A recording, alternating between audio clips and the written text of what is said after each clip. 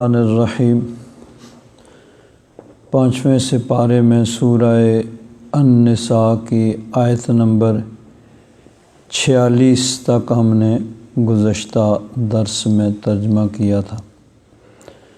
آگے آیت نمبر 47، یا ایھا الذین اوتوا الکتاب، اے وہ لوگو جنہیں کتاب دی گئی۔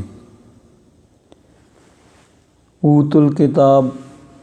اہل کتاب کہتے ہیں عیسائیوں اور یہودیوں کو، جن کو پہلے کتابیں ملی۔ یہودی حضرت موسیٰ علیہ السلام کے ماننے والے یا ان کو ماننے کا دعویٰ کرنے والے، اور عیسائی حضرت عیسیٰ علیہ السلام کا کلمہ پڑھنے والے، ان کو ماننے والے۔ تو قرآن پاک نے ان کے لیے یہ خاص اصطلاح استعمال کی ہے اہل کتاب کی، تو ان کو مخاطب کر کے ارشاد فرمایا آمنو، ایمان لاؤ۔ تو اہل کتاب یعنی یہودی اور عیسائی اگر یہ نبی کریم صلی اللہ علیہ وسلم کا کلمہ نہیں پڑھتے تو اسلامی نقطہ نظر سے وہ بھی کافر ہیں، جس طرح باقی کفار ہیں، بتوں کی پوجا کرنے والے ہیں، کوئی دہری ہیں، اللہ تعالیٰ کو نہیں مانتے۔ تو اگر یہودی اور عیسائی وہ نبی کریم صلی اللہ علیہ وسلم کا کلمہ نہیں پڑھتے، حضور کو نبی نہیں مانتے، اور اسلام کے احکام کے مطابق وہ عقیدہ نظریہ نہیں رکھتے، تو وہ بھی اسی طرح کافر ہیں جس طرح دیگر کفار ہیں۔ لیکن بہرحال قرآن پاک میں ان کے لیے یہ اصطلاح اہل کتاب کی، اوت الکتاب جن کو کتاب دی گئی، یہ استعمال ہوئی، اور بعض احکام اہل کتاب کے دیگر کافروں سے مختلف ہیں، لیکن بہرحال کفر ہے۔ اسلامی نقطہ نظر سے مسلمان اسی کو کہا جائے گا جو اسلام کے تمام عقائد کو من و عن تسلیم کرے، اس میں کسی قسم کی چون و چراں اور لہت و لال نہیں ہے، پس و پیش نہیں ہے، ان کو تسلیم کرے گا، پھر اس کو مسلمان کہا جائے گا۔ تو اس آیت میں اللہ تبارک و تعالیٰ نے اہل کتاب یعنی یہودیوں کو مخاطب کر کے ارشاد فرمایا اے اہل کتاب آمنو، ایمان لاؤ، بما نزلنا، جو ہم نے اتارا، یعنی قرآن پاک کے مطابق ایمان رکھو، نبی کریم صلی اللہ علیہ وسلم کی رسالت کا اقرار کرو، اور اسلام کے تمام عقائد کو تسلیم کرو۔ بما نزلنا، جو ہم نے اتارا، یعنی قرآن پاک پر ایمان رکھو، مصدقا لما معکم، وہ تصدیق کرنے والا اس کی جو تمہارے پاس ہے، یعنی تمہاری کتابوں کی تصدیق کرتا ہے کہ وہ کتابیں حق ہیں، اللہ تبارک و تعالیٰ نے نازل کی، اور ان کے اندر جو تھا وہ سب حق تھا۔ تو قرآن پاک پہلی کتابوں کی تصدیق کرتا ہے کہ تورات بھی اللہ تعالیٰ نے اتاری، زبور بھی اللہ تعالیٰ نے اتاری، انجیل بھی اللہ تبارک و تعالیٰ نے اتاری۔ اور ایک معنی علماء نے یہ بھی بیان کیا ہے کہ مصدقا لما معکم، تمہارے پاس جو ہے اس کی تصدیق کرتا ہے کہ پہلی کتابوں میں نبی کریم صلی اللہ علیہ وسلم کی آمد کا ذکر تھا کہ اللہ کا آخری نبی تشریف لانے والا ہے۔ حضور کی تشریف آوری سے ان کتابوں کی اس بات کی تصدیق ہو گئی کہ اللہ کا نبی آنے والا ہے، اور اگر حضور نہ آتے تو وہ بات ان کی جھوٹی قرار پاتی، بھئی تمہاری کتابوں میں تو لکھا ہے وہ نبی آئے گا، وہ آیا نہیں۔ تو حضور کی تشریف آوری سے ان کتابوں کی تصدیق ہوگی، اور حضور ان کتابوں کی بھی تصدیق فرماتے ہیں، اور حضور کی تشریف آوری سے ان کتابوں کی تصدیق ہوگی۔ دیکھیے قرآن پاک میں اللہ تبارک و تعالیٰ نے جن انبیاء کرام کا نام ذکر کیا ان کے بارے میں ہم یقین کے ساتھ کہہ سکتے ہیں کہ یہ اللہ کے نبی ہیں، اور جن کا تذکرہ قرآن و حدیث میں نہیں ہے، اب قرآن پاک میں اور احادیث مبارکہ میں اگر سارے قرآن پاک اور تمام احادیث کو دیکھا جائے تو چند انبیاء کرام ہیں جن کے نام کا تذکرہ ہے، اور انبیاء کرام کی تعداد تو زیادہ ہے، بعض روایات میں 1,24,000 تک بھی آتی ہے۔ چلو کم و بیش جتنے بھی انبیاء کرام آئے، جن جن کا نام قرآن پاک میں آ گیا ان کے بارے میں ہم کنفرم کر سکتے ہیں، یقینی طور پر کہہ سکتے ہیں کہ یہ اللہ کے نبی ہیں۔ آدم علیہ السلام کا نام آیا، نوح علیہ السلام کا نام آیا، ابراہیم علیہ السلام کا، موسیٰ علیہ السلام کا، عیسیٰ علیہ السلام کا، اسی طرح جن دیگر انبیاء کرام کے نام آئے ہیں، حضرت ہود علیہ السلام کا، حضرت صالح علیہ السلام کا، حضرت لوط علیہ السلام کا، حضرت شعیب علیہ السلام، جن جن انبیاء کرام کے نام قرآن پاک میں آئے ان کے بارے میں ہم یقین سے کہہ سکتے ہیں کہ وہ نبی ہیں، اور جن کا تذکرہ قرآن پاک میں نہیں، احادیث مبارکہ میں نہیں ہے، آج ان کے نام کسی کو نہیں معلوم، حالانکہ وہ نبی ہونے میں سب برابر ہیں، نبوت میں سب نبی شامل ہیں۔ تو قرآن پاک تصدیق کرنے والا ہے پہلی کتابوں کی بھی اور پہلے نبیوں کی بھی۔ تو اللہ تعالیٰ نے اہل کتاب کو مخاطب کر کے ارشاد فرمایا، یا ایھا الذین اوتوا الکتاب، اے وہ لوگوں جن کو کتاب دی گئی، آمنو، ایمان لاؤ۔ اب یہاں ایک چیز دیکھیں، قرآن پاک میں بار بار آیا یا ایھا الذین آمنو، اسی رکوع کے شروع میں پہلی آیت ہے، اے ایمان والو۔ تو ایمان والوں کو اللہ تعالیٰ نے مخاطب کیا، یہاں اہل کتاب کو مخاطب کیا، یا ایھا الذین اوتوا الکتاب، اور آگے آمنو، آمنو اور آمنو میں بھی فرق ہے۔ پہلی آیت میں دیکھیں وہاں یا ایھا الذین آمنو، میم کے اوپر زبر ہے، اور یہاں میم کے نیچے زیر ہے، آمنو۔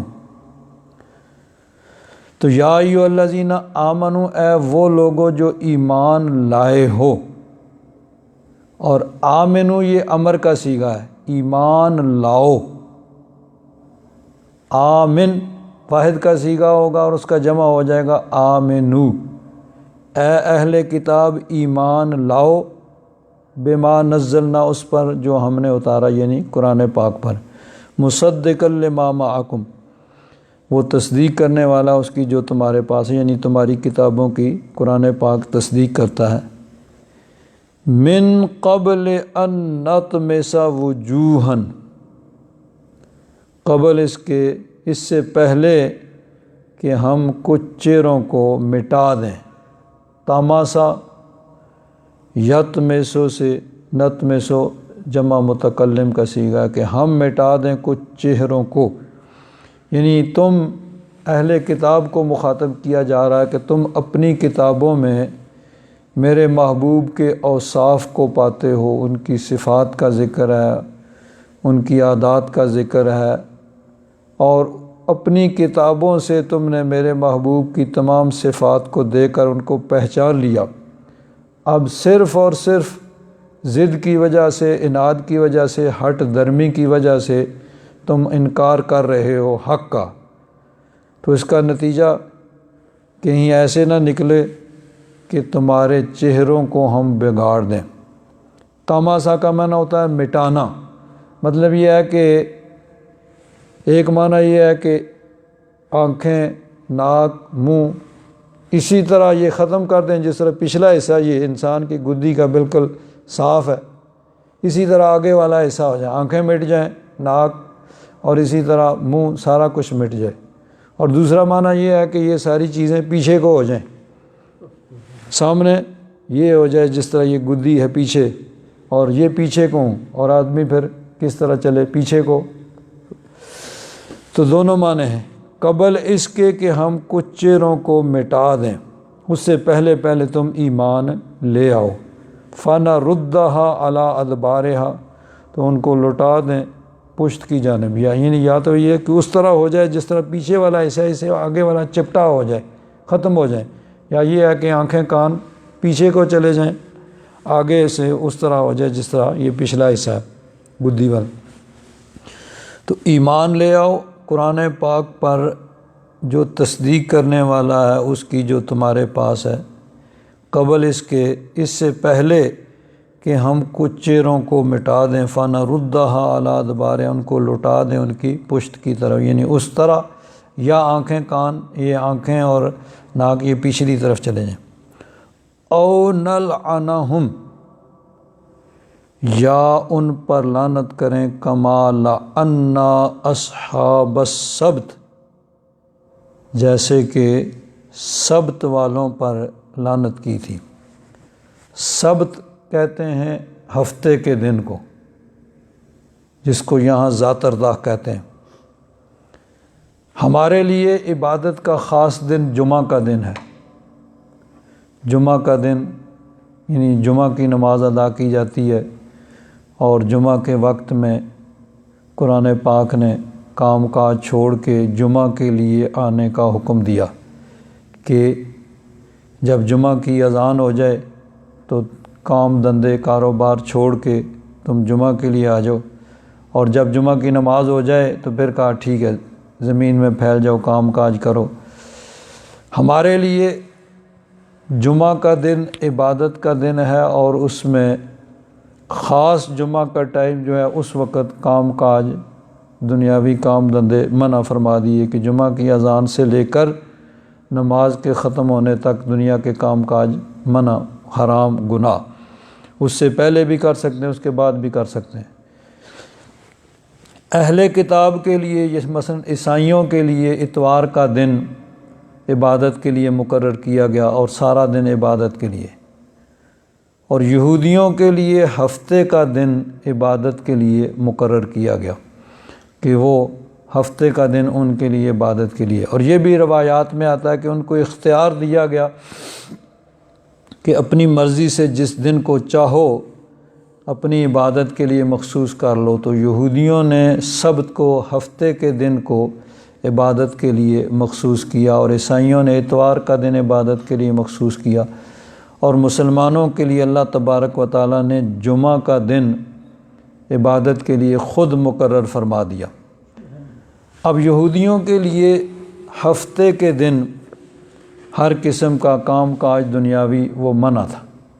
پورا دن صرف عبادت کے لیے۔ باقی ہفتے کے 6 دن کام کاج کر سکتے ہیں، لیکن ہفتے کے دن کام کاج نہیں کر سکتے۔ ان کی ایک آبادی، ایک بستی تھی سمندر کے کنارے، وہ لوگ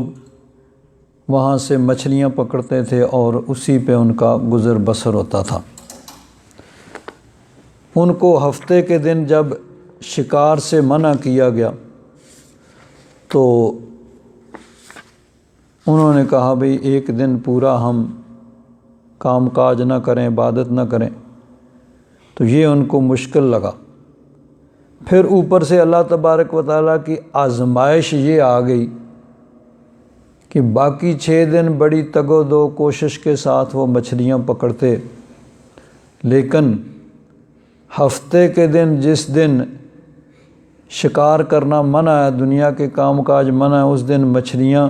سامنے تیرتی پھرتی۔ باقی دنوں میں کوشش کر کے پکڑنا پڑتی ہیں، اور جس دن منع ہے اس دن وہ سامنے پھرتی۔ تو یہ ان کی آزمائش ہے۔ اللہ تبارک و تعالیٰ نے اس کا ذکر پہلے سپارے میں بھی کیا، سورہ البقرہ کی آیت نمبر 65 میں، وَلَقَدْ عَلِمْتُمُ الَّذِينَ اعْتَدَوْا مِنْكُمْ فِي السَّبْتِ، تم نے ان کو جانا، تم ان کو جانتے ہو جنہوں نے سبت کے بارے میں نافرمانی کی حد سے گزرے۔ اور سورہ آراف میں 9ویں سپارے میں بھی اس کا اللہ تبارک و تعالیٰ نے ذکر کیا، وَاسْأَلْهُمْ عَنِ الْقَرْيَةِ، محبوب ان سے اس بستی کے بارے میں پوچھو، الَّتِي كَانَتْ حَاضِرَةَ الْبَحْرِ، جو سمندر کے سامنے یعنی کنارے تھی، اِذْ يَعْدُونَ فِي السَّبْتِ،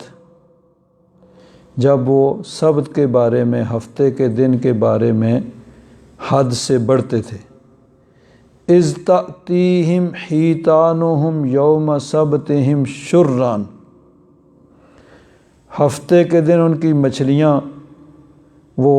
سامنے تیرتی پھرتی، وَيَوْمَ لَا يَسْبِتُونَ لَا تَأْتِيهِمْ،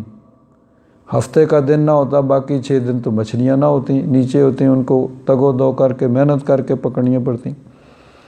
كَذَلِكَ نَبْلُوهُمْ بِمَا كَانُوا يَفْسُقُونَ،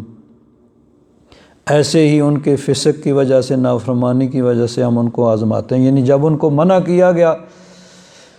تو انہوں نے اس چیز کو ماننے سے انکار کیا، پس و پیش سے کام لیا، تو اللہ تبارک و تعالیٰ نے مزید آزمائش یہ کر دی کہ باقی دنوں میں مچھلیاں سامنے نہیں ہیں، اور ہفتے کے دن جس دن شکار منع ہے مچھلیاں سامنے پھرتیں۔ اب انہوں نے کیا کیا کہ سمندر کے کنارے انہوں نے حوض بنا لیے پانی کے، اور سمندر سے ان کے لیے انہوں نے نہریں نکال لیں۔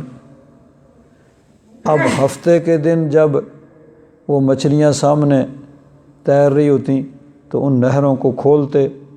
تو پانی کے ساتھ وہ مچھلیاں بھی حوض کے اندر آ جاتی، اس کو بند کر دیتے اور اتوار کے دن کو پکڑ لیتے۔ جو نبی ان کی تبلیغ کے لیے وہاں اللہ تبارک و تعالیٰ نے بھیجے تھے، انہوں نے منع کیا بھئی تم اس طرح ہیلوں بہانوں سے اللہ تبارک و تعالیٰ کے احکام کی نافرمانی نہ کرو۔ اس طرح کے ہیلوں بہانوں سے انسان دوسرے انسانوں کو تو دھوکہ دے سکتا ہے، لیکن اللہ تبارک و تعالیٰ کو تو کوئی نہیں دھوکہ دے سکتا، وہ تو سب دلوں کے احوال بھی جانتا ہے۔ تو تم اس طرح کے ہیلوں بہانوں سے اللہ تعالیٰ کے احکام کی نافرمانی نہ کرو، لیکن وہ لوگ باز نہ آئے۔ اب ان میں 3 گروہ بن گئے۔ ایک گروہ وہ تھا جو یہ کام کرتا تھا کہ ہفتے کے دن جب مچھلیاں سامنے ہوتیں تو وہ جو انہوں نے نالیاں بنا رکھی تھیں، نہریں بنا رکھی تھیں، ان کو کھولتے، اور پانی جب حوض کے اندر آتا اس کے ساتھ مچھلیاں بھی آ جاتی، پھر اس کو بند کر لیتے اور اتوار کے دن ان کو پکڑ لیتے اور کہتے بھئی ہم نے ہفتے کے دن تو شکار نہیں کیا، ہم نے تو اتوار کو کیا۔ ایک گروہ ان کو منع کرنے والا، بھئی اللہ کی نافرمانی تم اس طرح ہیلوں بہانوں سے نہ کرو، اور ایک گروہ درمیان میں، بھئی ہمیں کیا، ہم تو نہیں کر رہے نا، جو کر رہے ہیں وہ جانیں۔ 3 گروہ ان کے بن گئے۔ تو ایک گروہ ان کو منع کرنے والا، روکنے والا، بھئی اللہ کی نافرمانی نہ کرو۔ تو اللہ تعالیٰ ارشاد فرماتا ہے وَإِذْ قَالَتْ أُمَّةٌ مِّنْهُمْ لِمَ تَعِظُونَ قَوْمًا اللَّهُ مُهْلِكُهُمْ أَوْ مُعَذِّبُهُمْ عَذَابًا شَدِيدًا، جو لوگ خود تو شکار نہیں کرتے تھے لیکن منع بھی نہیں کرتے تھے، وہ ان سے کہنے لگے جو لوگ دوسروں کو برائی سے، گناہ سے، نافرمانی سے روکتے تھے، ان سے کہنے لگے بھئی تم ان کو واضح نصیحت کیوں کرتے ہو؟ اگر وہ اللہ کی نافرمانی کر رہے ہیں تو اللہ تعالیٰ ان کو عذاب دے گا، اللہ مہلکہم او معذبہم عذابا شدیدا، اللہ ان کو ہلاک کرے گا یا ان کو سخت عذاب دے گا جو اللہ کی نافرمانی کر رہے ہیں، تمہیں کیا ضرورت پڑی ہے ان کو منع کرنے کی، روکنے کی؟ تو انہوں نے آگے سے جواب دیا قالوا معذرۃ الی ربکم، ہم رب کی بارگاہ میں معذرت، یعنی ہم اللہ تعالیٰ کی بارگاہ میں سرخرو ہو جائیں کہ یا رب ذوالجلال ہم نے کوشش کی، ہم نے تیرے احکام پر عمل کرنے کا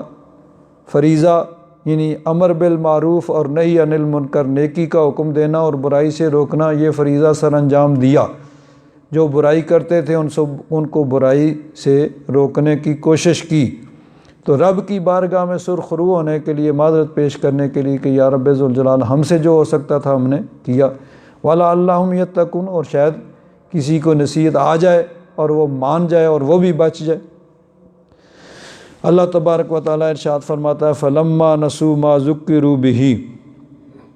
جس چیز کی ان کو نصیحت کی گئی جب انہوں نے اسے نظر انداز کر دیا، فراموش کر دیا،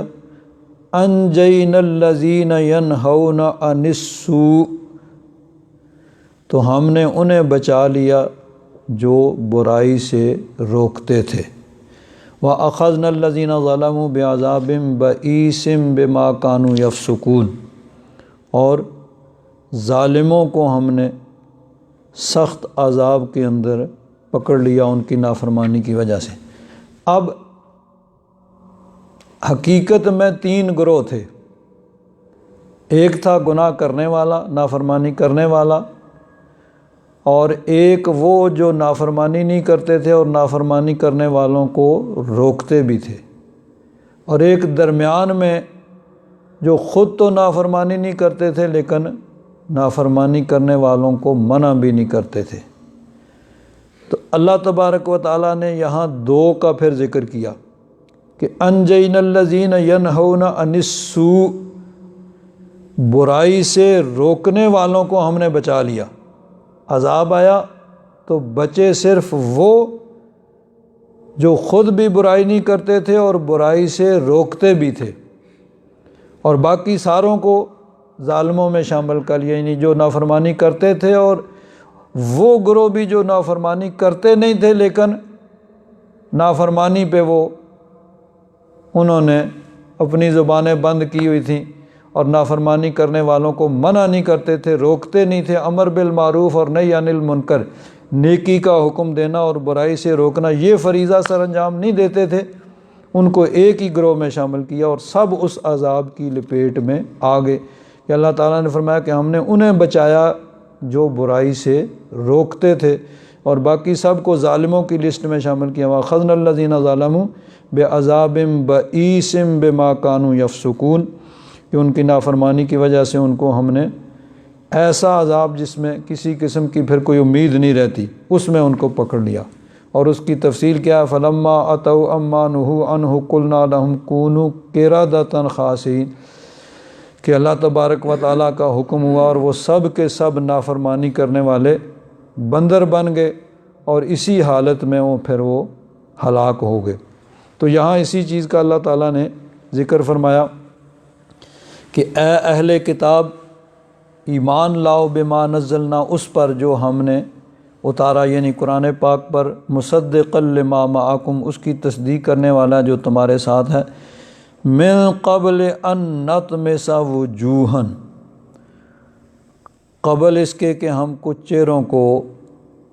مٹا دیں، بگاڑ دیں، فنردھا علی ادبارہا، ان کو لٹا دیں پشت کی جانب، یعنی یہ سامنے سے ایسے ہی ہو جائے جیسے پیچھے کی جانب بالکل سپاٹ ہو جائے، یا یہ ہے کہ یہ آنکھیں اور ناک اور منہ سب پیچھے کی جانب چلا جائے اور پچھلے حصہ جو وہ سامنے کو آ جائے، او نلعنہم کما لعنا اصحاب السبت، یا ان پر ایسے لعنت کریں جیسے سبت والوں پر، یعنی وہ جنہوں نے ہفتے کے دن میں نافرمانی کی تھی، جن کا تذکرہ تفصیل سے یہ بیان ہوا، ان کی طرح ان پر لعنت کریں۔ وَكَانَ أَمْرُ اللَّهِ مَفْعُولًا، اور اللہ کا حکم ہو کر رہنے والا۔ حضرت کعب احبار، ان کے متعلق یہ آتا ہے کہ انہوں نے جب یہ آیت سنی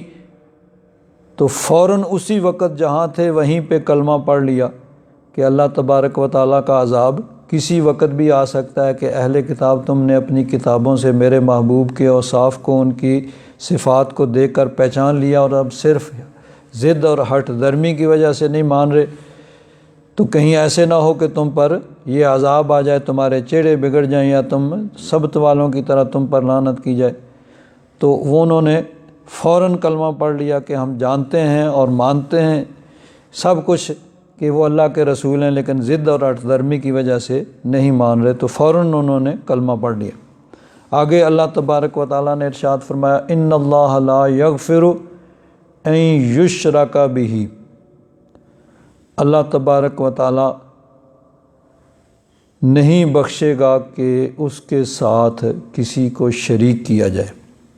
وَيَغْفِرُ مَا دُونَ ذَلِكَ لِمَن يَشَاءُ، اس سے کم جس کو چاہے گا وہ بخش دے گا۔ اب کفر بہت طرح کا ہوتا ہے۔ کفر کی ایک قسم شرک ہے، مثلا بتوں کی پوجا کرنی، اللہ تبارک و تعالیٰ کے علاوہ کسی اور کو عبادت کے لائق سمجھنا، یہ شرک ہے۔ اور کفر کی بہت قسمیں ہیں۔ کوئی لوگ اللہ تعالیٰ کو ہی نہیں مانتے، وہ بھی کافر ہیں، اور بھی بہت سی قسمیں۔ تو ان بہت سی اقسام میں سے ایک قسم ہے شرک، یعنی وہ اللہ تعالیٰ کو بھی مانتے ہیں کسی نہ کسی انداز میں، لیکن اللہ تبارک و تعالیٰ کے علاوہ کسی اور کو بھی عبادت کے لائق سمجھتے ہیں، تو یہ ہے شرک۔ تو یہاں شرک سے مراد کفر ہے کہ اللہ تبارک و تعالیٰ کفر کو نہیں بخشے گا۔ یہ مطلب نہیں ہے کہ مشرک کی تو بخشش نہیں ہوگی، باقی کافروں کو بخش دیا جائے گا، بلکہ ایک جز بول کے کل مراد ہے کہ کسی بھی قسم کا کافر ہو جو کفر کی حالت میں مر گیا، اس کی بخشش نہیں ہوگی۔ ان اللہ لا یغفر ان یشرک بہ، کہ جو اللہ کے ساتھ شرک کرتا ہے، یعنی کافر ہے، مومن نہیں ہے،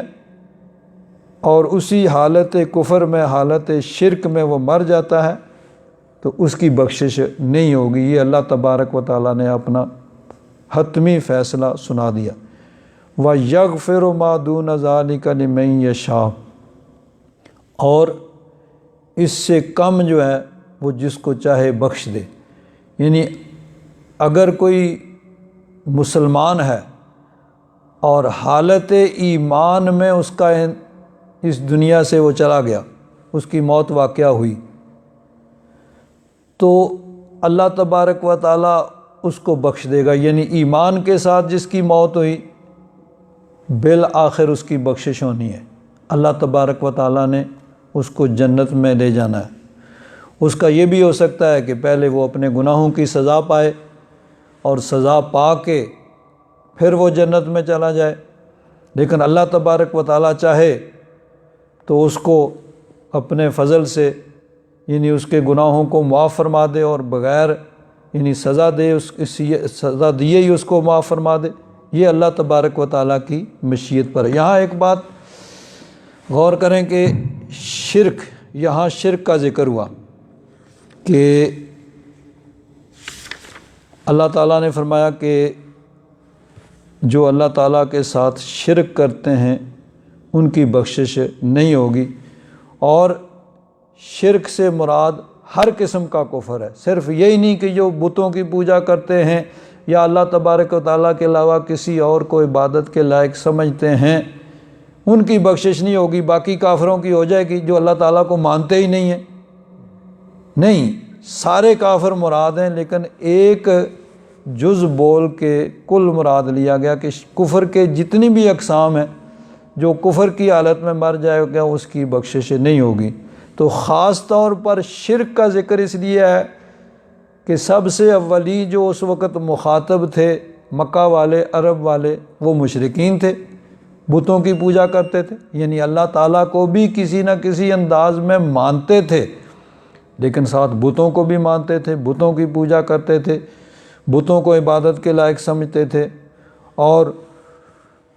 ان کو یہ سمجھتے تھے کہ یہ بھی مشکلیں حل کرتے ہیں، یہ بھی تکلیفیں دور کرتے ہیں، یہ بارشیں برساتے ہیں، یہ جنگوں میں فتح دیتے ہیں، تو ان کو وہ عبادت کے لائق سمجھتے تھے اللہ تعالیٰ کو ماننے کے ساتھ ساتھ۔ تو اس لیے شرک کا لفظ استعمال کیا گیا کہ اولین مخاطب بھی وہی لوگ تھے، ورنہ شرک سے یعنی ہر قسم کے کافر مراد ہیں کہ جو بھی کفر کی حالت میں مر جائے، چاہے وہ دہریہ ہو، چاہے مشرک ہو، کوئی بھی ہو، اس کی بخشش نہیں ہوگی۔ حضرت پیر کرم شاہ صاحب رحمۃ اللہ تعالیٰ علیہ تفسیر قرطبی کے حوالے سے یہاں لکھتے ہیں کہ شرک کیا ہے۔ امام قرطبی فرماتے ہیں کہ شرک کے 3 درجے ہیں۔ پہلا درجہ کیا ہے؟ اللہ تبارک و تعالیٰ کے علاوہ کسی انسان، جن، شجر و حجر کو الہ یقین کرنا، یعنی اس کو عبادت کے لائق سمجھنا، جس طرح بتوں کی پوجا کی جاتی ہے، یا کسی کفر کو عبادت کے لائق، یعنی وہاں پوجا کی جائے، اس کی عبادت کی جائے، کوئی زندہ انسان ہو، کوئی مردہ انسان ہو، جن ہو، پتھر ہو، جانور ہو، کوئی بھی چیز ہو، اس کو معبود سمجھا جائے، عبادت کے لائق سمجھا جائے، اور عبادت کی نیت سے اس کے یعنی کسی طرح تعظیم کی جائے، عبادت کی نیت سے سجدہ کیا جائے یا جھکا جائے، کچھ بھی عبادت کی نیت سے، تو اللہ تبارک و تعالیٰ کے علاوہ کسی انسان، جن، شجر کو الہ یقین کرنا۔ اصلہ اعتقاد و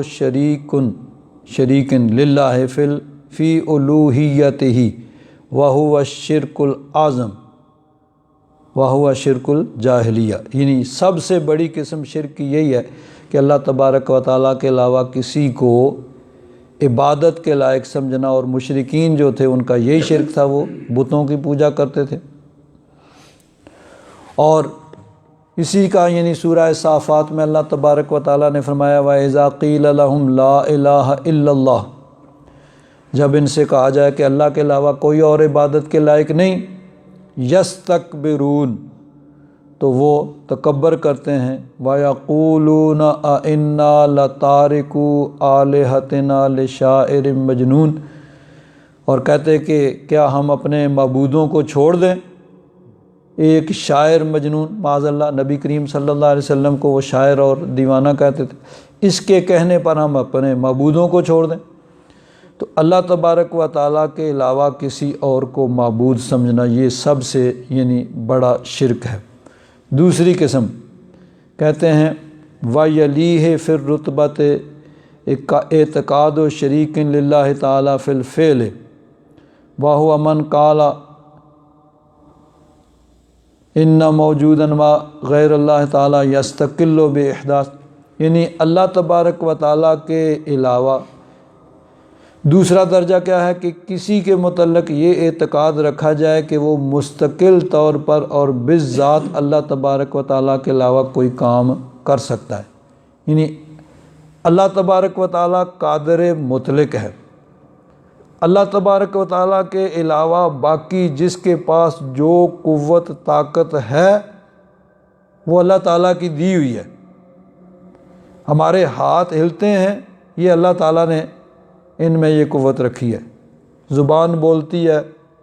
کان سنتے ہیں، آنکھیں دیکھتی ہیں، پاؤں سے انسان چلتا ہے، یہ سب اللہ تبارک و تعالیٰ کی دی ہوئی طاقتیں ہیں۔ اللہ تبارک و تعالیٰ جب چاہے ان کو واپس لے لے۔ تو اللہ تبارک و تعالیٰ کی دی ہوئی یہ سب قوتیں اور طاقتیں ہیں، جس کے پاس جو قوت، جو طاقت، جو بھی صلاحیت ہے وہ اللہ تعالیٰ کی دی ہوئی ہے۔ اللہ تبارک و تعالیٰ اس کے پاس ہر چیز بالذات ہے۔ اللہ تعالیٰ بھی سمیع ہے، سننے والا ہے، لیکن اس کو سننے کی طاقت کسی نے دی نہیں، اس کی ذاتی ہے، اور ہمارے پاس جو کچھ ہے وہ رب کی دی ہوئی ہے۔ تو اللہ تبارک و تعالیٰ کے علاوہ کوئی اور مستقل طور پر کسی کے پاس کوئی کسی قسم کی کوئی یعنی قوت طاقت نہیں ہے، جو کچھ دیا ہوا اللہ تعالیٰ کا دیا ہوا ہے۔ یہ یعنی دوسرا یہ ہے کہ اللہ تبارک و تعالیٰ کے علاوہ کسی اور کو کسی کے متعلق یہ رکھے عقیدہ کہ وہ بالذات یعنی ذاتی طور پر اس کے پاس کوئی قوت طاقت ہے، اللہ تعالیٰ نے نہیں دی، اس کے پاس اپنی ہے، یہ بھی شرک کی قسم ہے۔ تیسرا یہ ہے کہ وہ عبادت تو اللہ تعالیٰ کے لیے کرتا ہے، لیکن اس کے اندر کسی اور کی بھی رعایت کرتا ہے، جو کہ عام طور پر ہمارے اندر پائی جاتی ہے۔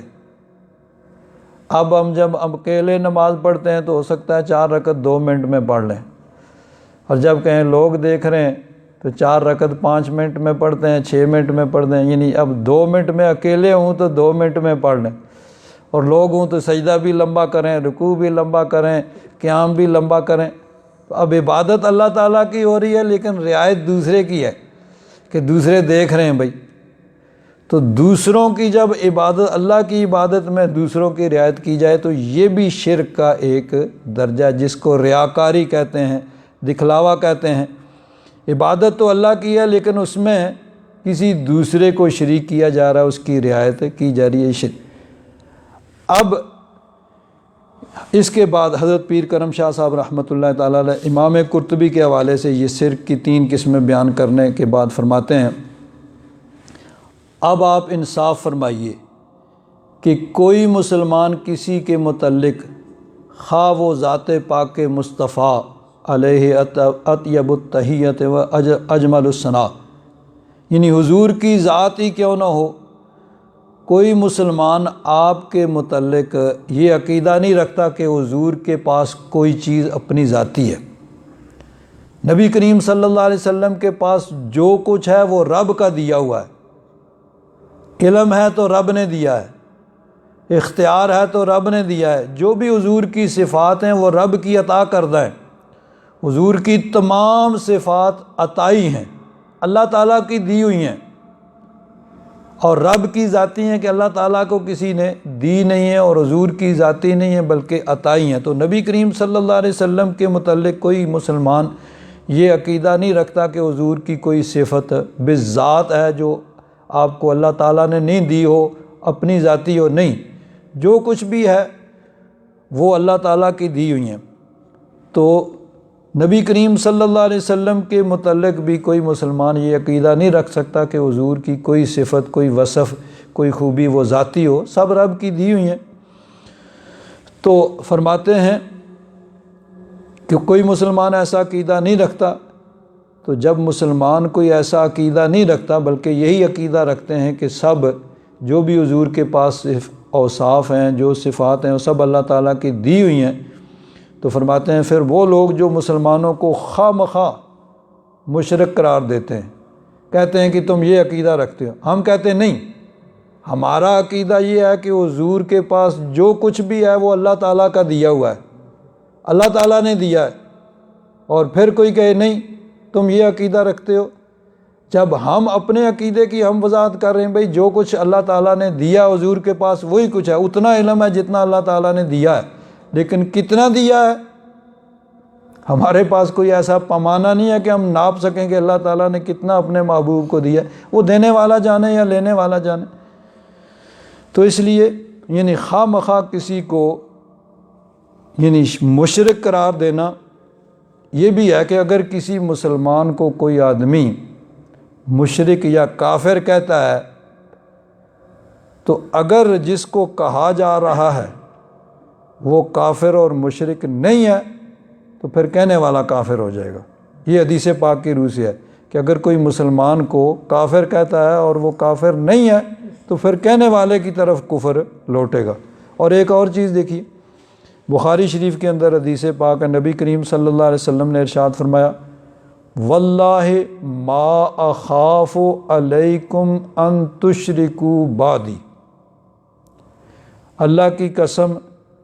مجھے یہ ڈر نہیں ہے کہ میرے بعد تم شرک کرنے لگے ہو۔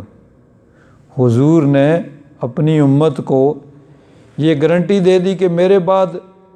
مجھے یہ خطرہ نہیں ہے کہ تم شرک کرو گے، یعنی اجتماعی طور پر میری امت کے اندر شرک آ جائے گا کہ سب لوگ شرک کرنے لگیں، اس کا کوئی خطرہ نہیں ہے۔ ہاں یہ ہے کہ دنیا آ جائے گی، دنیا میں کھو جاؤ گے، دنیا میں کھو کے اللہ سے دور ہو جاؤ گے۔ تو اب نبی کریم صلی اللہ علیہ وسلم تو قسم کھا کے کہہ رہے ہیں کہ مجھے اپنی امت کے متعلق شرک کا خطرہ نہیں ہے، اور بعض لوگوں کو شرک کا خطرہ لگا رہتا ہے، ذرا بات ہوئی نہیں تو فوراً شرک کا فتویٰ داغ دیتے ہیں۔ تو اللہ تبارک و تعالیٰ نے اپنے محبوب کو جو اوصاف دیے ہیں وہی حضور کے پاس ہیں جو اللہ تعالیٰ کے دیے ہوئے ہیں۔ حضور کا ذاتی کچھ نہیں ہے، سب کچھ اللہ تبارک و تعالیٰ کا دیا ہو، لیکن کتنا دیا ہے اور اس کو ہم ناپنے اور پیمانہ، کوئی ہمارے پاس پیمانہ نہیں ہے جس کے ذریعے ہم ناپ سکیں۔ تو بہرحال شرک سے یہاں مراد ہر قسم کا کفر ہے، صرف یہی نہیں کہ کوئی بت کی پوجا کرتا ہے یا کسی زندہ یا مردہ انسان کی پوجا کرتا ہے وہ مراد ہے، بلکہ ہر قسم کے کافر مراد ہیں۔ اور لفظ شرک کا اس لیے استعمال کیا کہ اولی مخاطب وہی لوگ تھے جو شرک کرتے تھے۔ تو فرمایا ان اللہ لا یغفر ان یشرک بہ وَيَغْفِرُ مَا دُونَ ذَلِكَ لِمَن یشاء۔ اللہ تبارک و تعالیٰ اس کو نہیں بخشے گا کہ اس کے ساتھ شرک کیا جائے۔ یعنی شرک اگر کوئی مشرک وہ توبہ کر لیتا ہے، ایمان قبول کر لیتا ہے، تو سارے صحابہ کرام جو تھے وہ پہلے یعنی اسی دین پہ تھے، اکثریت جو یعنی ان کے مکہ کے اندر رائج تھا، عرب کے اندر رائج تھا، وہ بتوں کی پوجا کرتے تھے۔ لیکن جب نبی کریم صلی اللہ علیہ وسلم نے ایمان کی دعوت دی، کوئی جلدی کوئی دیر سے وہ ایمان کے اندر آ گئے، تو اسلام کی وجہ سے ان کے وہ تمام پچھلے گناہ معاف ہو گئے۔ لیکن اگر کوئی کفر کی حالت میں مر جاتا ہے، دنیا سے چلا جاتا ہے، تو پھر اس کی بخشش نہیں ہے۔ یہ اس آیت میں اللہ تبارک و تعالیٰ کا حتمی فیصلہ ہے کہ ان اللہ لا یغفر ان یشرک بہ ویغفر ما دون ذلک لمن یشاء۔ اس کے علاوہ اگر کسی سے گناہ ہوا ہے تو اس کی اللہ تبارک و تعالیٰ نے اپنی مشیت پہ اس کو رکھا ہے کہ جس کو چاہے تو بغیر سزا کے معاف فرما دے، وہ مالک ہے، اور چاہے تو سزا دے کے پھر اس کو معاف کرے۔ یہ اللہ تبارک و تعالیٰ نے اپنی مشیت پر اس کو رکھا۔ اس آیت کے متعلق بعض مفسرین نے لکھا ہے کہ حضرت وحشی بن حرب یہ کون تھے؟ جنہوں نے جنگ احد میں حضور کے چچا حضرت امیر حمزہ کو شہید کیا تھا۔ ان کو وہاں مکہ میں کہا گیا تھا کہ تم اگر حضرت حمزہ کو شہید کر دو، یہ غلام تھے کسی کے، تو اگر تم ان کو قتل کر دو تو تم آزاد۔ چنانچہ پھر یہ غزوہ احد میں کافروں کی طرف سے آئے اور گھات لگا کے بیٹھے ہوئے تھے۔ حضرت حمزہ گزرنے لگے، پتھر کے پیچھے چھپ کر بیٹھے ہوئے تھے، انہوں نے وہ برچھا ان کے ہاتھ میں تھا، انہوں نے حضرت امیر حمزہ کی طرف پھینکا، وہ ان کے جسم میں پیوست ہو گیا اور ان کی شہادت ہو گئی۔ اس کے بعد ان کی مختلف قسم کی روایات ہیں۔ ایک روایت یہ ہے کہ مکہ میں جب گئے تو ان کو پھر اس اپنی بات پہ پشیمانی ہوئی، تو انہوں نے نبی کریم صلی اللہ علیہ وسلم کو پیغام بھیجا کہ میں مسلمان ہونا چاہتا ہوں، لیکن آپ جو قرآن پاک پڑھتے ہیں اس میں اللہ تبارک و تعالیٰ نے یہ فرمایا ہے، سورہ 19واں سپارہ ہے اور سورہ فرقان کے اندر یہ آیہ مبارکہ ہے، والذین لا یدعون مع اللہ الہا آخر، کہ وہ جو اللہ تبارک و تعالیٰ کے علاوہ کسی اور کی عبادت نہیں کرتے، کسی اور کو معبود نہیں سمجھتے، ولا یقتلون النفس التی حرم اللہ الا بالحق، اور وہ کسی جان کو قتل نہیں کرتے جس کی اللہ تبارک و تعالیٰ نے یعنی ناحق قتل نہیں کرتے، جس کو اللہ تعالیٰ نے حرمت اور جس کو اللہ تبارک و تعالیٰ نے یعنی محفوظ رکھا ہے، ولا یزنون، اور بدکاری نہیں کرتے، ومن یفعل ذلک یلقى اثاما، اور جس نے یہ کام کیا یعنی اللہ کے علاوہ کسی اور کو معبود مانا یا کسی کو قتل کیا یا بدکاری کی، تو پھر اس کو اس کی سزا ملے گی۔ یضاعف لہ العذاب یوم القیامہ، قیامت کے دن اس کا عذاب بڑھا دیا جائے گا، اور وہ یخلد فیہ مہانہ، ذلت کے ساتھ وہ اس یعنی رہے گا جہنم کے اندر۔ تو انہوں نے کہا کہ میں نے بتوں کی پوجا بھی کی ہے، آپ کے چچا کا میں قاتل ہوں، اور بدکاری بھی کی ہے، تو میں اگر ایمان بھی لے آؤں گا تو پھر میرے یہ گناہ میرے لیے عذاب کا سبب بنیں گے۔ نبی کریم صلی اللہ علیہ وسلم تک ان کا پیغام پہنچا، تو نبی کریم صلی اللہ علیہ وسلم نے یعنی اللہ تبارک و تعالیٰ نے اس سے آگے والی آیت نازل فرمائی، الا من تاب و آمن و عمل عملا صالحا فاولئک یبدل اللہ سیئاتہم حسنات وکان اللہ غفور رحیم۔ تو حضور نبی کریم صلی اللہ علیہ وسلم نے یہ آیت ان کو لکھ کے بھیجی۔ اب دیکھیے نبی کریم صلی اللہ علیہ وسلم کی خواہش یہ تھی کہ سب لوگ مسلمان ہو جائیں اور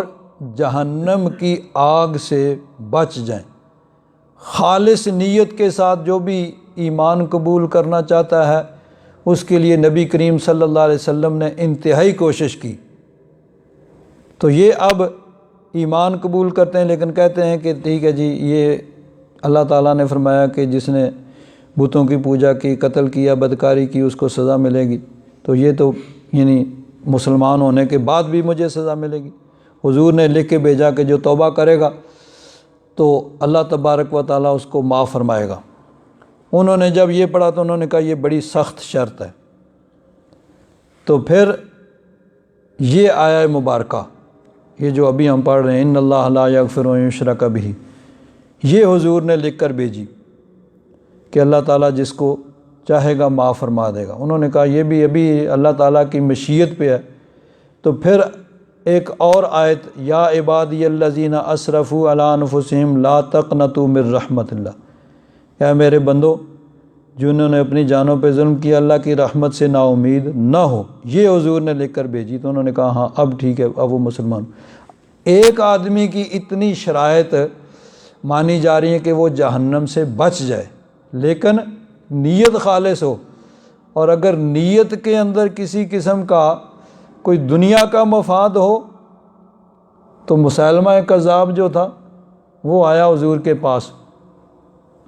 اور آ کر کہنے لگا جی کہ میں مسلمان ہو جاتا ہوں، آپ کا کلمہ پڑھ لیتا ہوں، لیکن شرط یہ ہے کہ آپ اپنے بعد مجھے اپنا خلیفہ نامزد کر دیں، کہ آپ کے بعد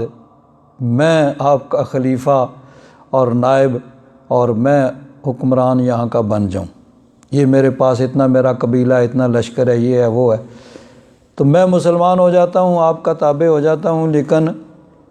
شرط یہ ہے کہ آپ مجھے اپنا نائب بنا دیں۔ حضور کے ہاتھ میں کھجور کی ایک شاخ تھی، تو فرمایا کہ اگر ایمان کے بدلے میں تو یہ مجھ سے مانگے تو یہ بھی میں تجھے نہ دوں۔ ایمان قبول کرنا ہے تو خالص نیت کے ساتھ، صرف اور صرف اللہ کی رضا کے لیے، اس میں کوئی دنیا کا مفاد نہیں ہے۔ لیکن دنیا کا مفاد نہیں ہے تو حضور نبی کریم صلی اللہ علیہ وسلم نے ایمان والوں کے لیے یعنی ہر قسم کی بڑی کوشش، ہر طرح کی تگ و دو کی کہ ایک آدمی بھی مسلمان ہو جائے، جہنم سے بچ جائے، تو اس کے لیے نبی کریم صلی اللہ علیہ وسلم نے تمام کوششیں اپنی صرف فرمائیں۔ تو اللہ تعالیٰ نے فرمایا ان اللہ لا یغفر ان یشرک بہ ویغفر ما دون ذلک لمن یشاء، کہ اس کے علاوہ شرک سے کم جو ہیں وہ کسی قسم کا جو ہے وہ اللہ تبارک و تعالیٰ جس کے لیے چاہے گا معاف فرما دے گا۔ حضرت علی کرم اللہ تعالی وجہ الکریم آپ فرماتے ہیں کہ قرآن پاک کی سب سے زیادہ امید افزا آیت یہی ہے، ان اللہ لا یغفر ان یشرک بہ ویغفر ما دون ذلک لمن یشاء، کہ اللہ تبارک و تعالیٰ شرک کو نہیں بخشے گا، اس سے کم جس کو چاہے گا وہ معاف فرما دے گا۔ حضرت سلمان فارسی رضی اللہ تعالیٰ عنہ وہ روایت فرماتے ہیں، رسول اللہ صلی اللہ علیہ وسلم نے ارشاد فرمایا ایک گناہ نہیں بخشا جائے گا، ایک گناہ نہیں چھوڑا جائے گا، اور ایک گناہ بخش دیا جائے گا۔ تین چیزیں فرمائیں، ایک گناہ نہیں بخشا جائے گا، ایک جو ہے وہ بغیر بدل کے نہیں چھوڑا جائے گا، اور ایک کو بخش دیا جائے گا۔ نہ بخشا جانے والا گناہ وہ شرک اور کفر ہے، کہ جو کفر کی حالت میں، شرک کی حالت میں مر گیا اس کو نہیں بخشا جائے گا۔ اور جو بندے اور خدا کے درمیان ہے، یعنی اللہ تعالیٰ کی جو حقوق اللہ ہے، مثلا نماز میں کمی، اسی طرح باقی تو اس میں اللہ تبارک و تعالیٰ کی مشیت پہ ہے۔ اللہ تبارک و تعالیٰ چاہے تو سزا دے، اور سزا دے کے یعنی ایمان کی حالت میں گیا ہے لیکن اللہ تعالیٰ نے جو فرائض عائد کیے تھے ان میں سے کمی کی ہے، تو اللہ تعالیٰ چاہے تو بغیر سزا کے معاف فرما دے، چاہے سزا دے کے پھر اس کو جنت میں لے جائے۔ اور ایک وہ ہے جو بندوں کے حقوق ہیں، انسان دوسرے انسانوں کے حقوق اس کے ذمے ہوں، اس کو بہرحال اس کو دینا پڑے گا۔ اگر تو دنیا میں جو لوگوں کے حقوق مارے ہیں ان کو ادا کر دے یا ان سے معاف کروا لے، نہیں تو پھر قیامت کے دن حقوق دینے پڑیں گے۔ اور قیامت کے دن کیسے دیں گے کہ قیامت کے دن پھر وہ حقوق کس طرح ادا ہوں گے کہ انسان کی نیکیاں حقداروں کو دی جائیں گی، جن جن کے حقوق دنیا میں مارے تھے نیکیاں لے کے آئے گا، ادھر سے حقوق والے آ جائیں گے، تو پھر اس کی نیکیاں ان کو دیاں، کیونکہ وہاں دنیا میں وہاں تو کوئی مال و دولت تو ہوگا نہیں کہ اس کے ذریعے سے ان کو حقوق دی جائیں، تو پھر نیکیوں کے ذریعے، اور جب نیکیاں ختم ہو جائیں گی تو پھر حقداروں کے گناہ اس کے ذمہ ڈالے جائیں گے۔ تو شرک جو ہے اس کو اللہ تبارک و تعالیٰ نے نہیں بخشنا، یعنی کفر کی حالت میں جو مر جائے تو اس کی بخشش نہیں ہے، اور جو حقوق العباد ہیں ان کو ادا کرنا یا معاف کرانا ضروری ہے، ورنہ قیامت کے دن بھی ان کا بدلہ دیا جائے گا۔ اور جو حقوق اللہ ہیں ان کے بارے میں اللہ تبارک و تعالیٰ نے ان کو اپنی مشیت پہ رکھا کہ جس کو چاہے گا اللہ تبارک و تعالیٰ معاف فرما دے گا، اور جس کو چاہے گا وہ یعنی اس کی سزا دے گا۔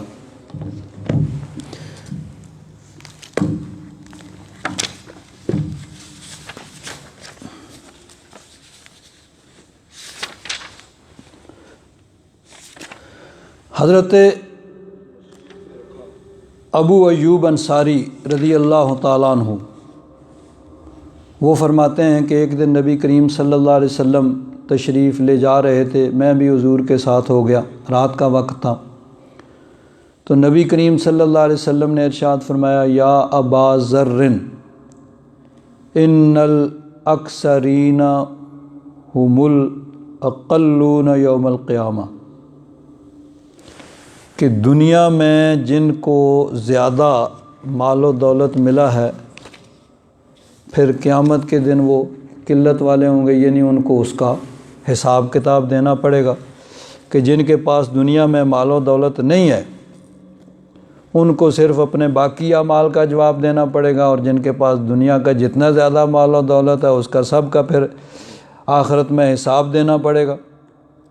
الا من قال ہاکذا و ہاکذا فحسان یمینہ و بین یدی و یساری، حضور نے ایسے یعنی ادھر دیا ادھر دیا، یعنی اللہ تعالیٰ نے دیا تو اللہ تعالیٰ کے دیے ہوئے سے اس کی راہ میں دے دیا، اس کے علاوہ جو ہے ان کو پھر اس کا حساب دینا پڑے گا۔ قال ثم مشینا ثم قال یا، فرماتے ہیں پھر ہم چلتے رہے، پھر حضور نے ارشاد فرمایا کہ یہاں ٹھہر جاؤ، ایک جگہ حضور نے ان کو بٹھا دیا، رات کا وقت تھا، پھر حضور آگے تشریف لے گئے۔ پھر حضور جب واپس تشریف لائے تو حضرت ابو ذر نے عرض کیا کہ حضور آپ کسی سے بات چیت کر رہے تھے، گفتگو کر رہے تھے، تو حضور نے فرمایا حضرت جبریل آئے تھے، اور حضرت جبریل نے مجھے یہ فرمایا کہ من مات من امتک لا یشرک باللہ شیئا دخل الجنہ، کہ آپ کی امت میں سے جو اس حالت میں مر گیا کہ وہ اللہ کے ساتھ کسی کو شریک نہیں ٹھہراتا، یعنی کافر نہیں تھا، ایمان کی حالت میں اس کا اس دنیا سے انتقال ہوا، اور دنیا سے گیا ایمان کی حالت میں، تو جو اللہ سے شرک نہیں یعنی کافر نہیں تھا وہ اس حالت میں ایمان کی حالت میں دنیا سے چلا گیا، داخل الجنہ، وہ جنت میں داخل ہوگا۔ مطلب یہ ہے کہ چاہے تو اللہ تبارک و تعالیٰ اس کے گناہوں کو معاف فرما دے، بہت سے اسباب ہوں گے گناہوں کی معافی کے، اور چاہے تو اس کو سزا دے اور سزا دینے کے بعد اس کو جنت میں داخل کرے، لیکن بہرحال جو ایمان کی حالت میں دنیا سے گیا ہے اس نے بالآخر جنت میں جانا ہے۔ حضرت ابو ذر کہتے ہیں قلت و ان زنا و ان سرقا، حضور اگرچہ وہ بدکاری کرے، اگرچہ چوری کرے، حضور نے فرمایا اگرچہ اس نے بدکاری کی ہو، اس نے چوری کی ہو، پھر بھی وہ جنت میں جائے گا۔ تو حضرت ابو ذر غفاری رضی اللہ تعالیٰ عنہ نے دوسری روایت میں ہے کہ 2-3 دفعہ اس بات کو دہرایا کہ حضور نے فرمایا بشر امتک انہ من مات لا یشرک باللہ شیئا دخل الجنہ، کہ حضرت جبریل نے مجھے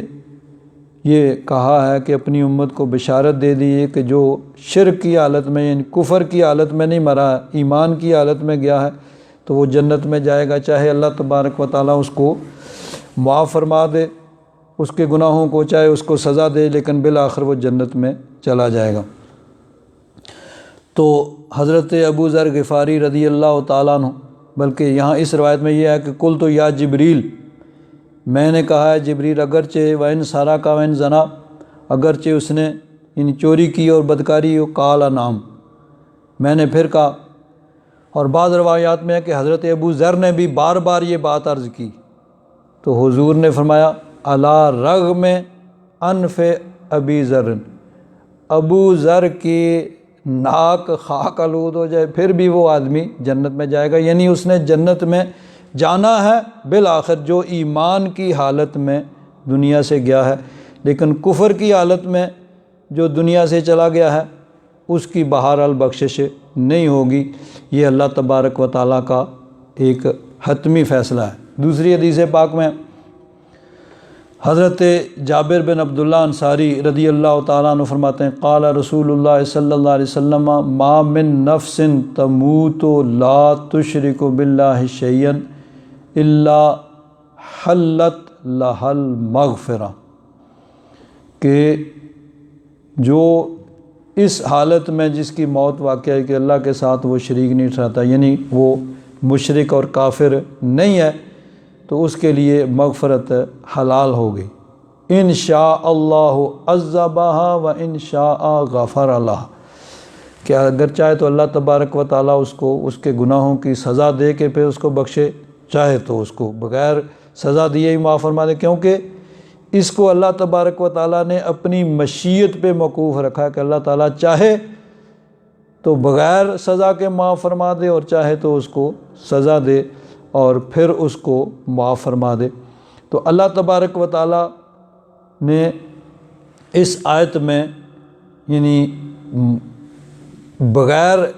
یعنی جس کی کفر اور شرک کی حالت میں موت نہیں، ایمان کی حالت میں موت ہوئی ہے، اس کی بخشش کو اپنی مشیت پہ موقوف فرمایا۔ ایک حدیث پاک میں حضرت ابو ایوب انصاری رضی اللہ تعالیٰ عنہ فرماتے ہیں ان رسول اللہ صلی اللہ علیہ وسلم خرج ذات یوم الیہم، ایک دن حضور تشریف لائے، فقال لهم ان ربکم عز وجل خیرنی بین 70 الفا یدخلون الجنت عفوا بغیر حساب و بین الخبیۃ۔ فرماتے ہیں کہ نبی کریم صلی اللہ علیہ وسلم نے ارشاد فرمایا کہ اللہ تعالیٰ نے مجھے اختیار دیا ہے کہ اگر میں چاہوں تو میری امت کے 70,000 لوگ وہ اللہ تعالیٰ کے عفو سے بغیر حساب کے جنت میں داخل ہو جائیں، یا پھر بین الخبیہ، ایک چیز جو پوشیدہ رکھی گئی ہے، اندہ لامتی، اللہ کے پاس ایک چیز پوشیدہ ہے میری امت کے لیے، تو اللہ تعالیٰ نے اختیار دیا کہ ان دو میں سے جس کو چاہو پسند کر لو، چاہے تو جو آپ کی امت کے لیے میں نے چیز پوشیدہ رکھی ہوئی ہے اس کو آپ لے لیں، اور چاہیں تو آپ کی امت کے 70,000 افراد کو بغیر حساب کے اپنی عفو اور بخشش سے ان کو جنت میں داخل کر دوں۔ تو بعض صحابہ کرام نے عرض کیا یا رسول اللہ ایخبأ ذالک ربک، اللہ تبارک و تعالیٰ نے کوئی چیز چھپا کے رکھی ہوئی ہے؟ تو حضور فدخل رسول اللہ صلی اللہ علیہ وسلم، حضور اپنے گھر تشریف لے گئے، ثم خرج وہو یکبر، پھر حضور باہر تشریف لائے اور حضور تکبیر کہہ رہے تھے، اللہ اکبر کہہ رہے تھے، تو حضور نے ارشاد فرمایا ان ربی زادنی مع کل 70 الفا، اللہ تعالیٰ نے 70,000 میں سے ہر ایک کے ساتھ 70,000 کا اور اضافہ فرما دیا ہے۔ اب 70,000 کو 70,000 سے ضرب دیں کہ پہلے یہ تھا کہ 70,000 بغیر حساب کے جائیں گے اور آپ فرمایا کہ ہر 70,000 میں سے ہر ایک کے ساتھ 70,000، یعنی 70,000 کو 70,000 سے ضرب دیں تو وہ بغیر حساب کے جنت میں داخل ہوں گے۔ اور والخبیئۃ عندہ، جو اللہ تعالیٰ نے چیز چھپا کے رکھی ہوئی ہے وہ اللہ تعالیٰ کے پاس ہی ہوگی، یعنی وہ بھی اللہ تعالیٰ دونوں چیزیں دے گا۔ پہلے تو اختیار دیا نا کہ دونوں میں سے ایک کو پسند کر لیں، تو اب اللہ تعالیٰ نے فرمایا کہ 70,000 ضرب 70,000 بغیر حساب کے، اور جو چیز میں نے چھپا کے لکھی اپنی امت کے لیے وہ میرے پاس رہے گی۔ حضرت ابو ایوب انصاری رضی اللہ تعالیٰ عنہ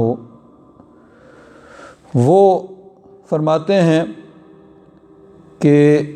اخبرکم عن خبیئۃ رسول اللہ صلی اللہ علیہ وسلم کما اظن بل کل مستیقن،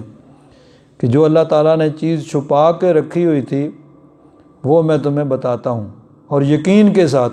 ان خبیئۃ رسول اللہ صلی اللہ علیہ وسلم ان یقول من شاہد اللہ الہ الا اللہ وحدہ لا شریک لہ وان محمدا عبدہ ورسولہ مصدقا لسانہ قلبہ ادخلہ الجنہ، کہ جو اللہ تعالیٰ کی وحدانیت اور حضور کی رسالت کا اقرار کرے، زبان سے اقرار کرے اور دل اس کی تصدیق کرے، یعنی زبان اور دل کے ساتھ اس کی تصدیق کرنے والا ہو، اللہ تعالیٰ اسے جنت میں داخل فرمائے گا۔ یہ ہے جو اللہ تعالیٰ نے حضور کی امت کے لیے چھپا کے رکھا ہوا ہے۔ لیکن یعنی یہ یاد رکھیں کہ اس کو اللہ تبارک و تعالیٰ نے اپنی مشیت پہ موقوف فرمایا ہے کہ اللہ تبارک و تعالیٰ جس کو چاہے گا بخش دے گا، جس کے دل میں خوف خدا ہوگا اللہ تبارک و تعالیٰ اس کو بخشے گا، اور جو بے باک ہوگا اور بے باکی کے ساتھ گناہ کرے گا پھر خطرہ ہے کہ اس کو ان کے گناہوں کی سزا دی جائے، کیونکہ اللہ تبارک و تعالیٰ کی بارگاہ میں عاجزی اور انکساری یہ اللہ تبارک و تعالیٰ کو پسند ہے، اور بے باکی یہ اللہ تبارک و تعالیٰ کو پسند نہیں ہے۔ تو نبی کریم صلی اللہ علیہ وسلم کی امت پر اللہ تبارک و تعالیٰ نے یہ کرم فرمایا۔ یہاں ایک اور حدیث پاک بھی ہے، حضرت ابو ہریرہ رضی اللہ تعالیٰ عنہ فرماتے ہیں کہ یا یمامی لا تقولن لرجل واللہ لا یغفر اللہ لک او لا یدخلک الجنت ابدا۔ حضرت ابو ہریرہ ایک شخص سے کہتے ہیں کہ تم کبھی یہ بات کسی سے نہ کہنا کہ اللہ تجھے نہیں بخشے گا یا تجھے جنت میں نہیں داخل کرے گا۔ کسی انسان کو یعنی کسی مسلمان کو یہ کبھی نہ کہنا کہ اللہ تجھے نہیں بخشے گا اور تجھے جنت میں نہیں داخل کرے گا۔ یعنی اب ہمارے پاس تو کوئی ایسی چیز نہیں ہے کہ ہم کسی کو کہیں کہ اللہ تجھے نہیں بخشے گا، یہ تو اللہ تعالیٰ نے اپنی مشیت پہ رکھا۔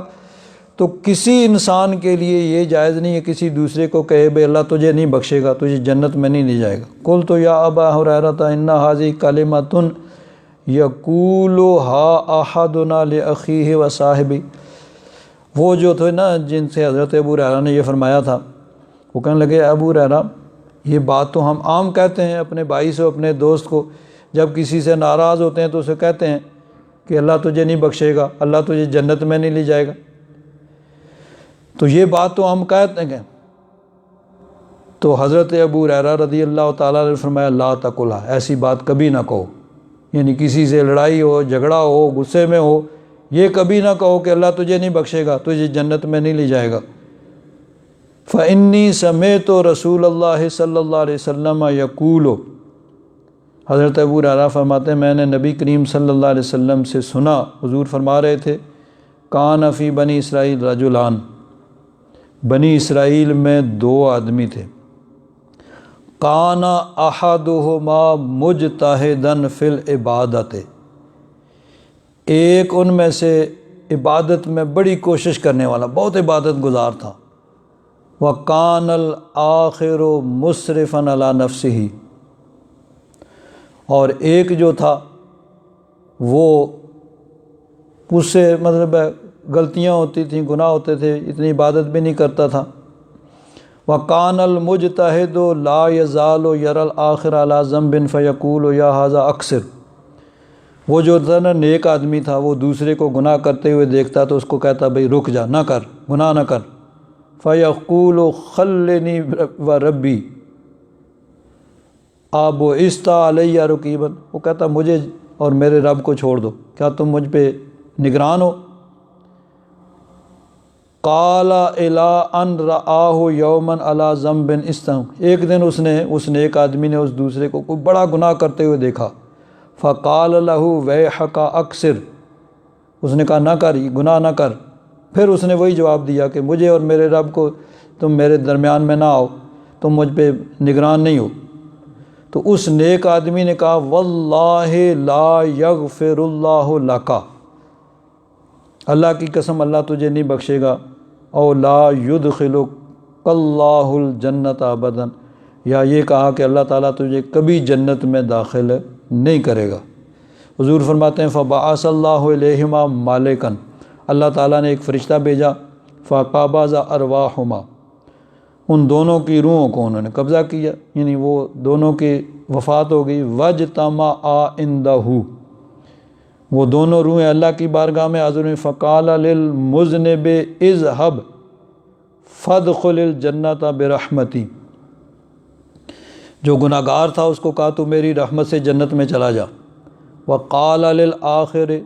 اکنت عالما اکنت علی ما فی یدی قادرا، کیا تجھے پتہ تھا یا جو کچھ میری قدرت جو میرے ہاتھ میں ہے تو اس پہ قادر تھا، تو جانتا تھا؟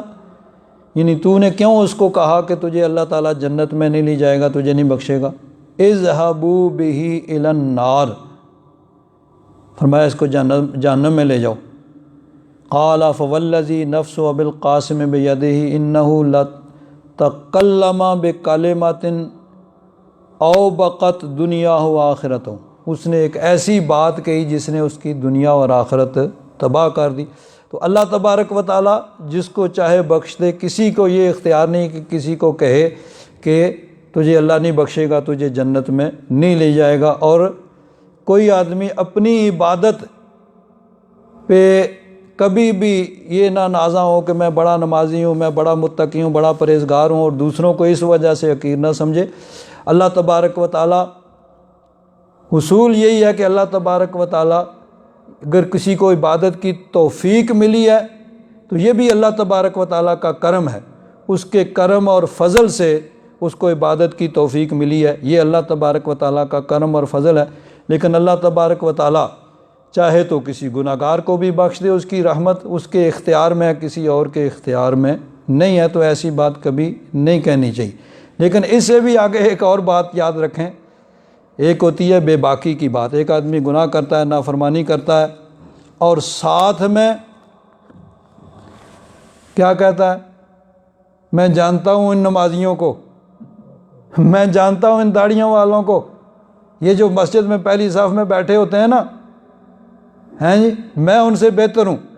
بھائی کیسے بہتر ہو؟ نماز نہیں پڑھتے ہو، کوئی کام نہیں کرتے ہو، کوئی اچھا کام نہیں کرتے ہو، تو ان سے بہتر کیسے ہو؟ اکثر یعنی یہ بات بھی کی جاتی ہے کہ ایک تو یہ کہ آدمی نیکی کی طرف نہیں آتا ہے، نیکی کے کام نہیں کرتا ہے، برائی کرتا ہے، اور اوپر سے سینہ زوری یہ وہ کہتا ہے میں جانتا ہوں ان داڑھیوں والوں کو، میں جانتا ہوں ان پگڑیوں والوں کو، میں جانتا ہوں ان نمازیوں کو، میں جانتا ہوں ان حاجیوں کو، میں ان سے بہتر ہوں۔ بھائی کیسے بہتر ہو؟ جس طرح کوئی نیک آدمی کسی برے کے بارے میں یہ نہیں کہہ سکتا ہے کہ اللہ تعالیٰ جو تجھے نہیں بخشے گا، تجھے جنت میں نہیں لے جائے گا، نیک متقی پرہیزگار انسان کو یہ اختیار نہیں ہے، تو ایک آدمی ہے ہی جو پہلے ہی نیک کام نہیں کرتا ہے، وہ نیکوں کے بارے میں کیسے گارنٹی سے کہہ سکتا ہے بھئی ان کو میں جانتا ہوں؟ ظاہر تو یہی ہے نا کہ ایک آدمی حج کر رہا ہے، نماز پڑھ رہا ہے، نیک کام کر رہا ہے، دل کے احوال اللہ تعالیٰ جانتا ہے، اور اللہ تبارک و تعالیٰ وہ دلوں کے احوال کو بھی جانتا ہے۔ اللہ تبارک و تعالیٰ ظاہر اور باطن سب چیزوں کو جانتا ہے۔ لیکن جس طرح کسی نیک آدمی کو کسی برے کے بارے میں یہ فیصلہ کرنے کا اختیار نہیں ہے، ایسے ہی وہ آدمی جو خود نیکی نہیں کر رہا اس کو بھی نیکوں کے بارے میں کسی قسم کی یہ بات کرنے کا اختیار نہیں ہے۔ یہ سب اللہ تبارک و تعالیٰ کے اختیار میں ہے۔ اللہ تبارک و تعالیٰ اپنا فضل اور کرم فرمائے۔ الحمدللہ رب العالمین والصلاة والسلام علی حبیبہ سیدنا و مولانا محمد وعلی آلہ واصحابہ اجمعین۔ اللہم انکا عفو کریم تحب العفو فاعف عنا یا غفور یا غفور یا غفور۔ صلی اللہ تعالی علی حبیبہ سیدنا و مولانا محمد وعلی آلہ واصحابہ اجمعین برحمتک یا